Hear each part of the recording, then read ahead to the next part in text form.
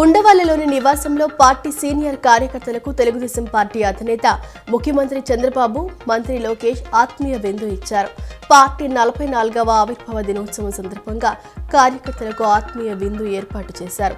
TDP ఆవిర్భావం నుంచి పార్టీకి సేవలందించిన కార్యకర్తలను విందుకు ఆహ్వానించారు.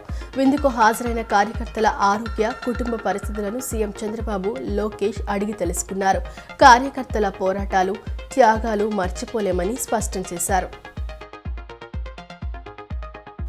రాష్ట్ర వ్యాప్తంగా సామూహిక గృహప్రవేశాల కార్యక్రమంలో భాగంగా నేడు ఒకేసారి 2.5 లక్షల ఇళ్లను పేదలకు పంపిణీ చేసేందుకు కూటమి ప్రభుత్వం సిద్ధమైంది.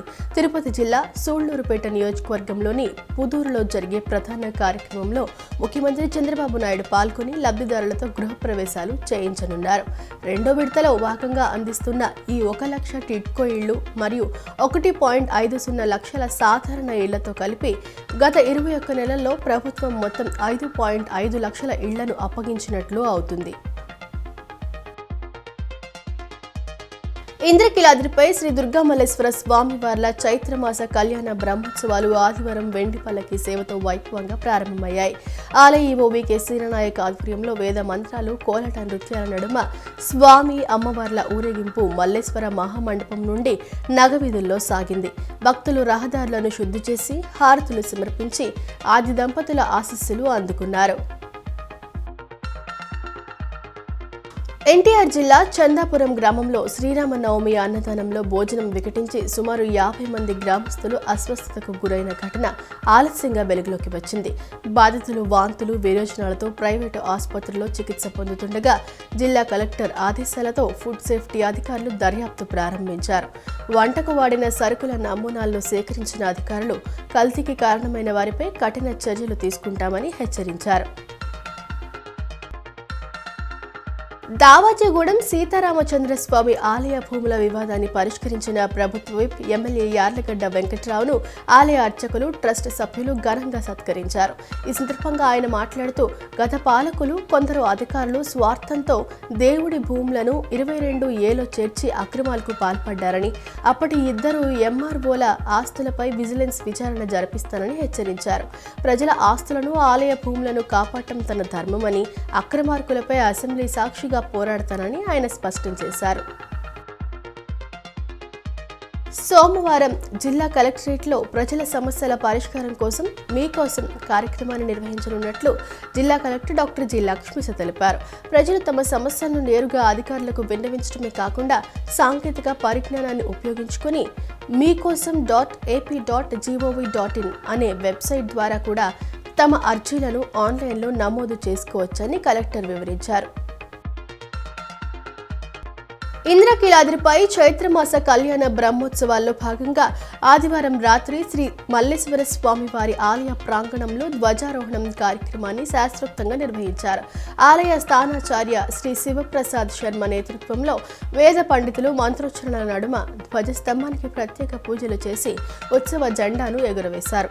ఈ పవిత్ర క్రతువులో ఆలయ కార్యనిర్వహణ అధికారి ఈవో వికే సీననాయక్ పాల్గొని స్వామివారికి ప్రత్యేక పూజాధికారులు నిర్వహించారు. బ్రహ్మోత్సవాల సందర్భంగా దేవతలను ఆహ్వానిస్తూ నిర్వహించే ఈ ధ్వజారోహణంతో ఉత్సవాలు అధికారికంగా ఊపందుకున్నాయి. ఈ వేడుకను వీక్షించేందుకు భక్తులు పెద్ద సంఖ్యలో తరలివచ్చారు.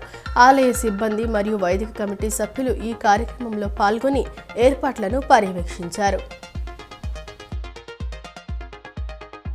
అమరావతిని శాశ్వత రాజధానిగా అసెంబ్లీలో తీర్మానించడం అభినందనీయమని, దీనిని ప్రస్తుత పార్లమెంట్ సమావేశాల్లోనే కేంద్రం ఆమోదించాలని సిపిఐ జాతీయ నేత ముప్పాళ్ల నాగేశ్వరరావు డిమాండ్ చేశారు. రాజధాని రైతు బిడ్డల కోసం రెసిడెన్షియల్ స్కూల్స్ ఏర్పాటు చేయాలని, సెల్ఫ్ ఫైనాన్స్ సిటీ పేరుతో అదనపు భూసేకరణ ఆలోచనను విరమించుకుని ఇప్పటికే ఉన్న భూముల్లోనే నిర్మాణాలు పూర్తి చేయాలని ఆయన సూచించారు. ఇచ్చిన హామీల మేరకు రాజధానిని అభివృద్ధి చేయకపోతే రైతుల్లో అసంతృప్తి పెరిగే ప్రమాదం ఉందన్నారు. నందిగామలో ఫుడ్ సేఫ్టీ అధికారులు శ్రీనివాస్, రవీందర్ రెడ్డి ఆధ్వర్యంలో హోటళ్లు, స్వీట్ షాపులపై ఆకస్మిక దాడులు నిర్వహించి నిబంధనలు ఉల్లంఘించిన వారిపై కేసులు నమోదు చేశారు. చందర్లపాడు బస్టాండ్ వద్ద లైసెన్స్ లేకుండా నడుస్తున్న స్వీట్ షాప్లోని నమూనాలను సేకరించి అపరిశుభ్రంగా ఉన్న విజయదుర్గ హోటల్ యాజమాన్యంపై చర్యలు తీసుకున్నారు. ఆహార భద్రత నిబంధనలు పాటించని పక్షంలో షాపులను సీజ్ చేస్తామని అధికారులు హెచ్చరించారు. కృష్ణా జిల్లా బాపులపాడు మండలం రంగన్నగూడెంలో తెలుగుదేశం పార్టీ 44వ ఆవిర్భావ దినోత్సవ వేడుకలు ఆదివారం ఘనంగా జరిగాయి. నాగార్జున సాగర్ ఎడమ కాలువ project committee vice chairman, TDP senior నేత ఆళ్ల వెంకట గోపాల కృష్ణారావు ముఖ్య అతిథిగా పాల్గొని ఎన్టీఆర్ విగ్రహానికి పూలమాలలు వేసి నివాళులు అర్పించారు. గ్రామ పార్టీ అధ్యక్షులు పల్లగాని వీరాంజనేయులు పార్టీ జెండాను ఆవిష్కరించారు. ఈ సందర్భంగా ఆళ్ల వెంకట గోపాల కృష్ణారావు మాట్లాడుతూ తెలుగువారి ఆత్మ గౌరవాన్ని ప్రపంచానికి చాటి చెప్పిన మహనీయుడు ఎన్టీఆర్ అని కొనియాడారు. ₹2 కిలో బియ్యం, మండల వ్యవస్థ, వ్యవసాయ పంపు సెట్లకు రాయితీ వంటి విప్లవాత్మక పథకాలతో ఆయన పేదల తలరాతను మార్చారని గుర్తు చేశారు. ప్రస్తుతం ముఖ్యమంత్రి చంద్రబాబు నాయుడు నేతృత్వంలోని ఎన్డీఏ ప్రభుత్వం P4 వంటి నూతన విధానాలతో రాష్ట్రాన్ని అభివృద్ధి పదంలో నడిపిస్తోందని తెలిపారు. రాయలసీమ పరిసరాల్లో ఉపరితల ఆవర్తన ప్రభావంతో రానున్న 2 రోజుల్లో పిడుగులతో కూడిన వర్షాలు కురిసే అవకాశం ఉందని, ప్రజలు బహిరంగ ప్రదేశాల్లో ఉండరాదని విపత్తుల నిర్వహణ సంస్థ హెచ్చరించింది. వర్షాల వల్ల ఎండ తీవ్రత స్వల్పంగా తగ్గే అవకాశం ఉన్నప్పటికీ విజయనగరం, మన్యం, అల్లూరి జిల్లాలోని పలు మండలాల్లో వడగాల్పులు వీచే ప్రమాదం ఉందని ఎండీ ప్రఖర్ జైన్ తెలిపారు. ఇప్పటికే రాష్ట్ర వ్యాప్తంగా పలుచోట్ల 40 డిగ్రీల సెంటీగ్రేడ్ పైగా ఉష్ణోగ్రతలు నమోదవుతున్న నేపథ్యంలో వాతావరణ మార్పుల పట్ల ప్రజలు అప్రమత్తంగా ఉండాలని సూచించారు. కంచుకచెర్ల మండలం పరిటాల సమీపంలోని అమృత సాయి ఇంజనీరింగ్ కళాశాలలో మార్చి 31 నుండి ఏప్రిల్ 4 వరకు స్కిల్థాన్ 2K26 నిర్వహిస్తున్నట్లు secretary and correspondent Shri K Rammohan Rao తెలిపారు. ఈ సందర్భంగా విద్యార్థులు రూపొందించిన పోస్టర్ను ఆయన ఆవిష్కరించారు.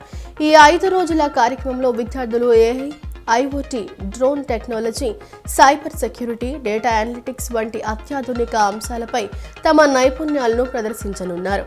కళాశాల ప్రిన్సిపల్ డాక్టర్ ఎం శశిధర్ మాట్లాడుతూ కేవలం చదువుకే పరిమితం కాకుండా పరిశ్రమల అవసరాలకు తగ్గట్లుగా విద్యార్థులకు ప్రత్యేక ల్యాబ్స్ ద్వారా శిక్షణ ఇస్తున్నామని తెలిపారు. దీని ఫలితంగానే 2025-26 విద్యా సంవత్సరంలో ఇప్పటి వరకు 414 మంది విద్యార్థులు ప్రముఖ కంపెనీల్లో ఉద్యోగాలు సాధించారని, గరిష్టంగా 8 లక్షల వార్షిక వేతనం పొందినట్లు ఆయన వెల్లడించారు.